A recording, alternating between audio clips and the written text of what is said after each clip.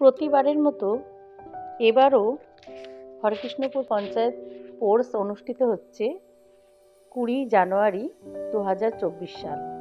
এইটা 39তম স্পোর্টস। এই স্পোর্টসে রং বেরঙের ড্রেস পরে ছাত্ররা শীতের দিনে সুন্দরভাবে দাঁড়িয়ে আছে। আজ প্রচণ্ড শীত পড়েছে। এই শীতের মধ্যেও সবাই হাজির হয়েছে, গার্জেন সমেত। বাচ্চারা সবাই এসেছে। আমাদের কুমড়ি স্কুলের পক্ষ থেকে 25 জনকে পাঠানো হয়েছিল, সেখানে হাজির হয়েছে 23 জন এবং তার পুরস্কারটাও অনেকটাই এসেছে। আপনারা এই ছবির মধ্যেই দেখতে পাবেন। আর স্পোর্টসটা খুব সুন্দরভাবে পরিচালনাও করা হয়েছে এবং তাতে এই যে স্পোর্টসের মধ্যে আপনাদের পুরস্কার দেখছেন, এই পুরস্কার প্রায় 17টা পুরস্কার এসেছে 23 জন উপস্থিতির মধ্যে।